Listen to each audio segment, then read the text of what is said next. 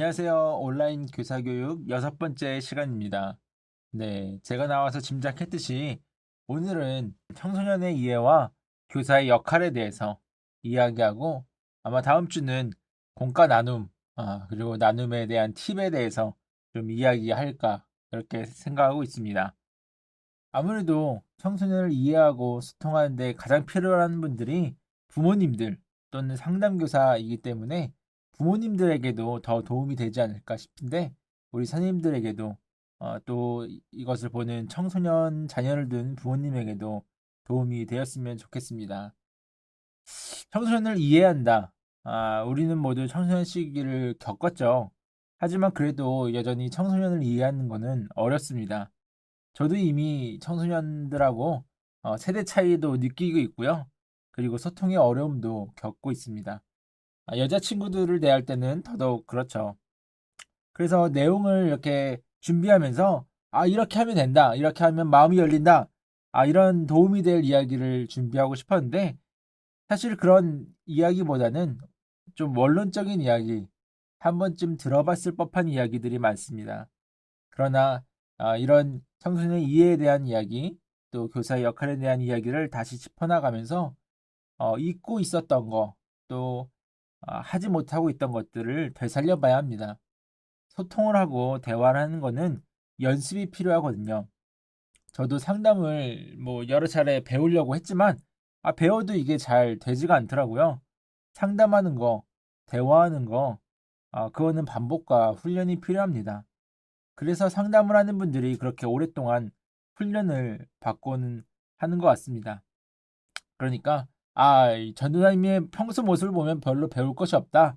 이렇게 생각지 마시고 아, 저의 모습과는 상관없이 또 전문가들의 이야기를 받아서 잘 준비했으니 한번 함께 보고 또 실천을 해보도록 합시다. 청소년 이해에 대해서 예전에는 그 청소년의 행동들의 원인은 모르고 현상에 대해서 이야기했다고 해요. 질풍노도의 시기, 이유 없는 반항기, 이런 용어들은 많이 들어봤죠. 그 당시에는 이 청소년 시기가 너무 현상적으로 이상한 시기라서 이런 표현들을 했는데요. 요즘은 뇌과학으로 그런 원인들에 대해서도 이야기를 하더라고요. 인간의 뇌가 크게는 세 계층으로 이루어졌다고 이야기하는데요. 제일 아래층에 뇌가는 기본적으로 생명을 유지하는 역할을 합니다. 심장이 뛰거나 호흡을 하거나 체온을 조절하는 일들을 하죠. 뇌가는 엄마 뱃속에 있을 때부터 거의 완성되어서 아기들이 태어나고도 잠도 자고 체온 조절도 하고 먹고 소화하는 활동도 잘 해낼 수 있습니다. 그 위에는 변형계인데요. 이 변형계는 거의 감정을 주관하고 어, 기억과 욕구를 주관하기 때문에 감정의 뇌라고도 부릅니다. 변형계는 영유아기, 아동기, 그리고 사춘기 시절에 왕성하게 발달돼서 완성이 됩니다. 그리고 뇌 윗부분을 인간의 뇌라고 이야기하는데 그 중에서도 이마 뒷부분에 있는 이 머리 앞부분을 전두엽이라고 부릅니다.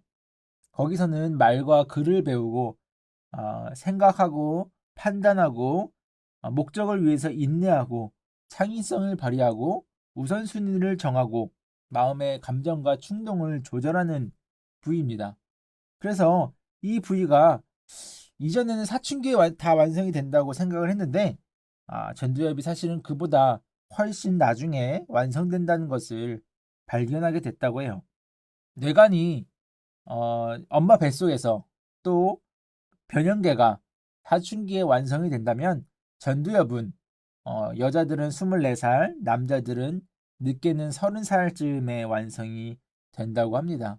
그러니까 남자들이 철이 늦게 든다는 얘기가 맞는 말이네요.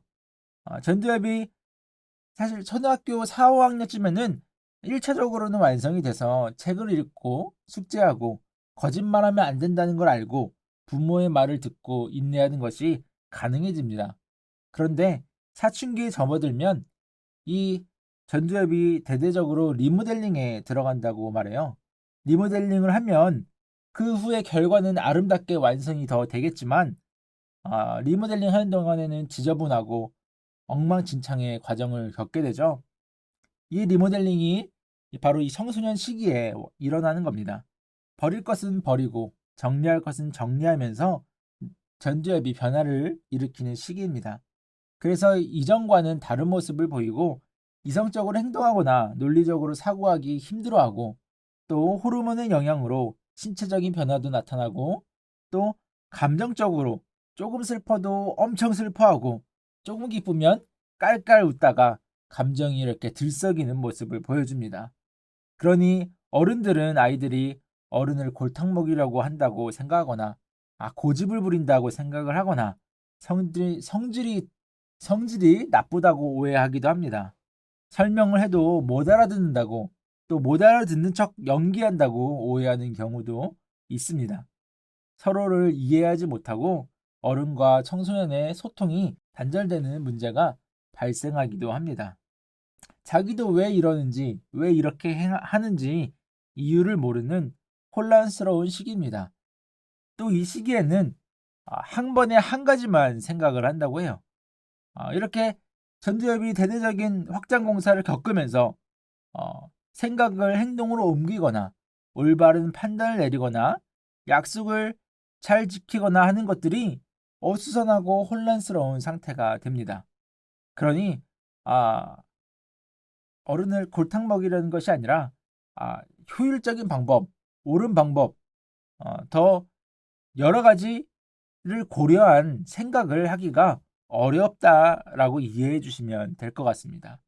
또 아까 이야기했듯이 감정의 기복이 심하고요. 어, 그리고 충동과 감정을 절제하는 전두엽이 변화하는 시기이기 때문에 충동적이고 절제하기 어렵고 감정적인 모습을 보여줍니다. 따라서 사춘기 자녀가 다 컸다고 해서 마치 성인처럼 생각하는 것은 어렵습니다. 성인을 대하는 것과는 다른 마음과 태도가 필요합니다. 그들을 어떻게 대해야 할까요? 어, 저도 이거는 전혀 생각지 못했는데요. 이 청소년 시기에 충분한 수면이 필요함을 이해해 주라고 이야기합니다. 마치 영유아기에 많은 수면을 필요로 하는 것처럼 뇌 확장 공사를 하는 이 시기에는 많은 수면이 필요하다고 해요. 제가 본 책에서는 평균 9시간 15분 정도의 수면이 필요하다고 이야기를 하더라고요. 그런데 9시간 15분의 수면을 가지고 있는 우리 대한민국의 중고등학생이 있을까요? 그렇기 때문에 충분한 수면을 받지 못한 학생들은 스트레스로 우울해지기도 하고 더 감정적으로 어려움을 겪기도 합니다. 사춘기 학생들의 수면 패턴이 어떻게 변화하는가에 대해서 실험하기 위해서 햇빛을 차단해서 시간을 알 수 없는 공간에서 청소년들이 자신의 생체 리듬에 따라서 생활하도록 실험을 했다고 합니다. 그 결과 대다수의 사춘기 학생들이 새벽 2시에서 3시에 자고 낮 12시에 깨는 모습을 보여줬다고 해요. 이유는 밝혀지지 않았지만 이런 현상이 전 세계적으로 공통된 것으로 밝혀졌다고 합니다.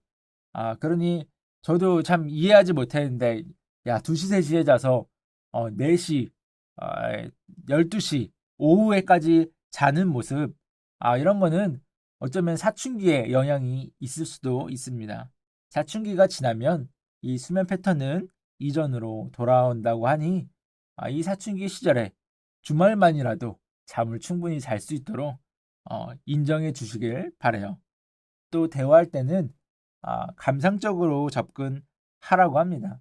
청소년과 대화할 때 이성과 논리와 합리의 차원에서 다가가면 아이들이 마음의 문을 닫아버린다고 해요.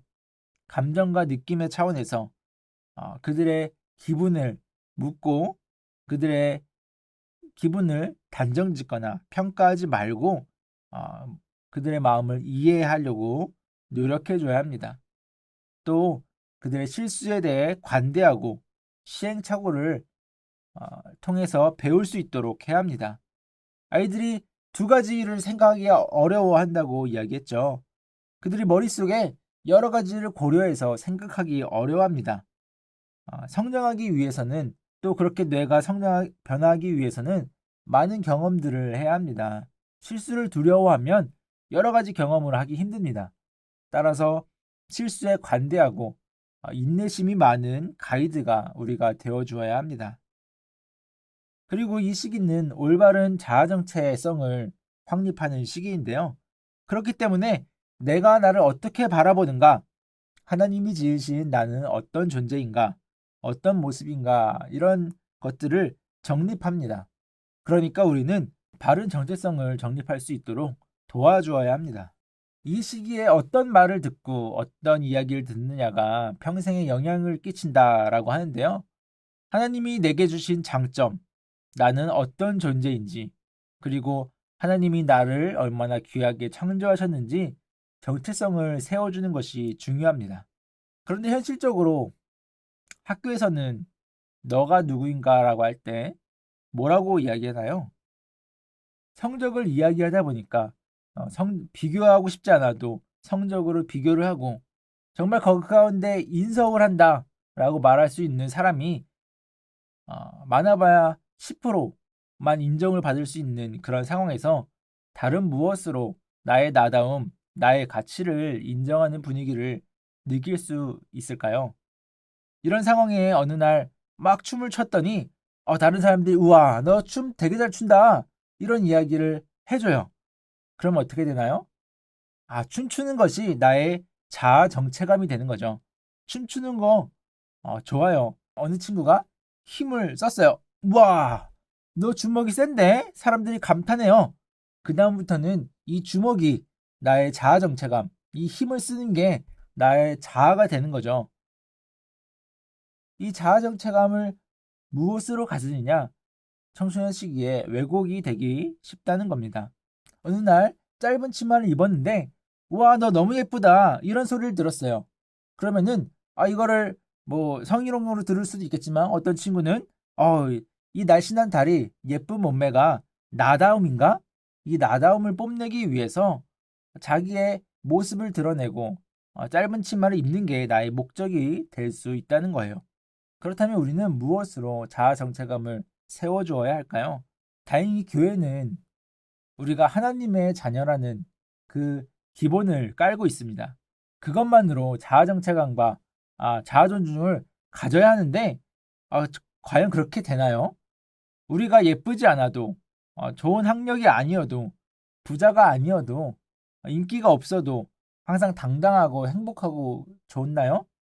우리 어른들도 어렵습니다. 명품백 구분하는 법 다들 들어보셨죠?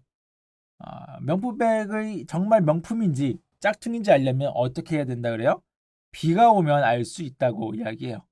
비가 오니까 주인이 명품 그 백을 머리에 딱 쓰고 갑니다. 그리고 젖은 명품백을 집에 도착해서 아무렇게나 내던집니다. 이 가방이 명품백일까요? 두 번째 가방은 비가 오니까 가슴에 딱 안고 달려갑니다.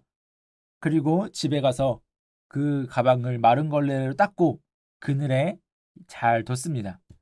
어느 쪽이 그 가방이 자신이 명품백이라고 인정받을 수 있을까요? 다른 사람들이 이야기하고 또 본인도 두 번째 가방이 명품백이다라고 이야기할 거예요. 우리가 스스로를 특별하고 소중한 존재라고 느끼는 건 나는 특별한 사람이야라고 알고 있는 것으로 되는 게 아니라는 거예요. 심리학 연구에서는 자아 존중감은 중요한 타자, 여기서는 부모님이나 선생님이나 그리고 나와 가깝게 관계된 누군가가 나를 어떻게 대하고 나를 어떻게 존중해 주느냐가 그 사람의 자아 존중감을 만들어 주더라 라고 연구 결과가 나왔다고 합니다.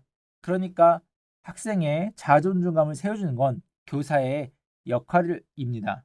아이들을 어떻게 대하느냐에 따라서 아이들이 자신의 명품이라고 또는 짝퉁이라고 느낀다는 겁니다. 그냥 너가 소중한 사람이야. 하나님이 만들었기 때문에 우리는 다 소중한 사람이야. 라는 지식으로는 부족하다, 현실적으로 스스로 자아 존중감을 가지기 어렵습니다. 어떻게 자아 존중감을 높여줄 수 있을까요? 이렇게 해주세요. 우리는 교회 아이들에게 너는 하나님이 만든 소중한 존재야, 특별한 사람이야 라는 말을 초등학생 때 참 많이 한다고 합니다. 그렇죠? 초등학교 저학년 때까지는 많이 이야기해 주다가 고학년 청소년기 올라가면서 오히려 이런 말들이 줄어듭니다.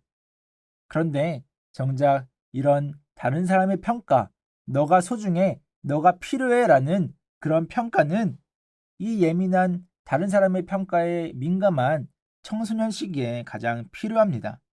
그러니 이 친구들에게 너는 정말로 소중한 사람이야. 하나님이 만드신 아름다운 존재야 라는 이야기들을 많이 해주세요. 만약 말로 하기가 어렵다면 카톡으로라도 아니면 편지로라도 그 친구들에게 그런 메시지를 꾸준히 전해주시기를 바랍니다. 또 너는 우리에게 너무 필요한 사람이야 라는 이야기를 말해주시길 바래요. 이 시기에 학생들은 자기의 역할, 자기의 필요성에 대해서 많이 생각하게 됩니다.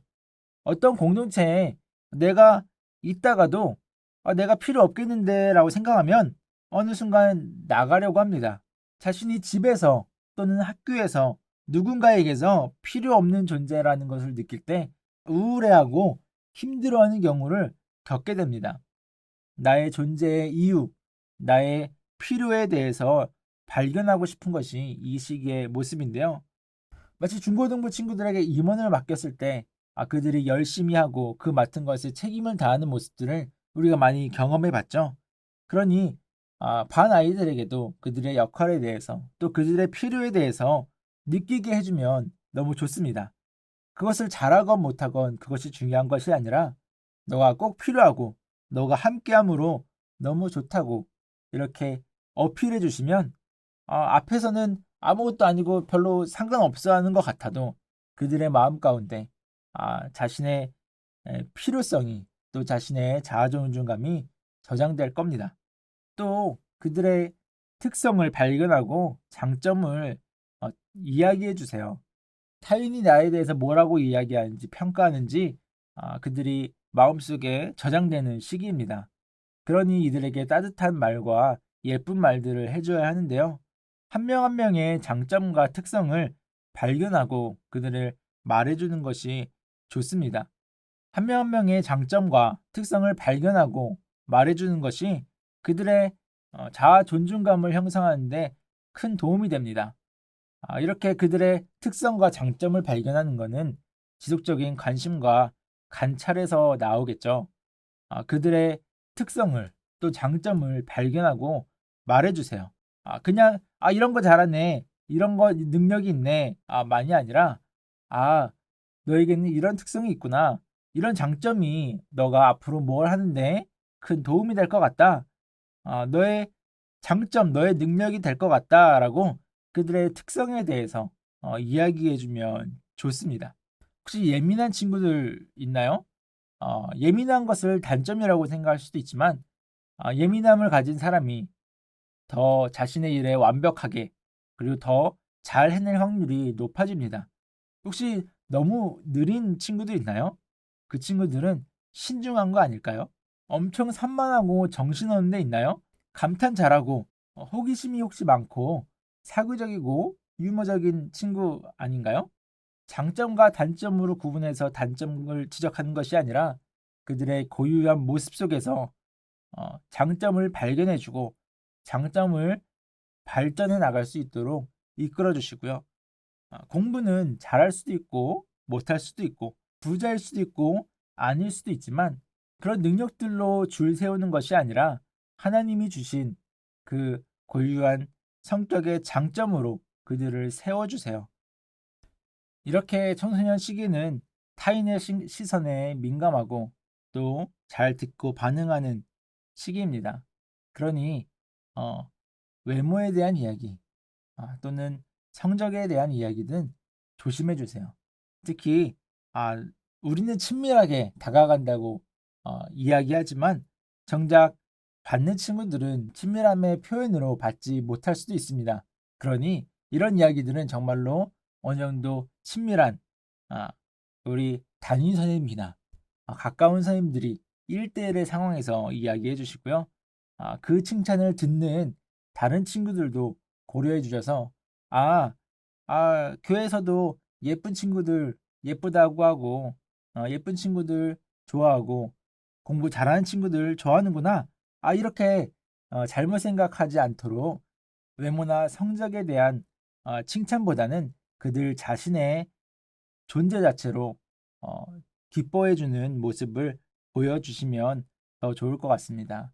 그리고 청소년 시기에 학생들과 대화하면서 이렇게 하는 게 옳아. 이대로 해야 돼. 나 때는 이랬어. 라는 그런 말들은 마음문을 닫히게 합니다. 이런 평가와 판단의 말보다는 그들의 이야기를 들어주세요. 그리고 그들이 많이 이야기할 수 있도록 또 그들이 어떻게 생각을 하는지에 대해서 더 관심을 기울여 주시기를 바랍니다. 사실은 이야기를 듣는 것도 쉽지가 않죠. 말을 듣고 싶은데 말을 하질 않아요. 그래서 어떻게 마음을 열어야 할까? 어떻게 대화해야 할까? 이런 것들도 참 고민이 되는데요. 이 부분은 제가 이야기하는 것보다 더 좋은 영상이 있어서 밑에 소개 링크도 남기고 또 영상 끝나고 나면 눌러서 들어갈 수 있도록 올려놓도록 하겠습니다. 20분 조금 넘는 영상인데 정말 재밌게 또 즐겁게 볼 수 있는 영상이었어요. 비폭력의 대화, 판단보단 이해를 하는 대화에 대해서는 그 영상을 참고해 주시고요. 오늘 이렇게 이야기했던 것들 이미 아는 이야기들도 있었겠지만 이 이야기들을 기억해 주시고 또 입에 익도록 연습도 해보시고 한 번씩 학생들에게 긍정적인 언어를 이야기해 줄 수 있도록 또 친구들이 얼마나 소중한 존재인지 하나님이 그들을 어떻게 생각하시는지 고민하고 생각해 볼 수 있도록 이끌어 주시면 너무 좋을 것 같습니다. 다음 주는 공과 나눔과 또 나눔을 위한 팁을 주제로 이야기를 할 텐데요. 우리 중고등부 회장인 지은결 학생과 인터뷰 영상도 있습니다. 그 친구와 이야기하면서 어, 나눔은 오히려 더 어려웠지만 또 아이스 브레이킹을 통해서 좋은 시간이 되었다고 느껴졌는데요. 한번 다음 주에도 꼭 보시면서 도움이 되었으면 좋겠습니다. 네, 감사합니다.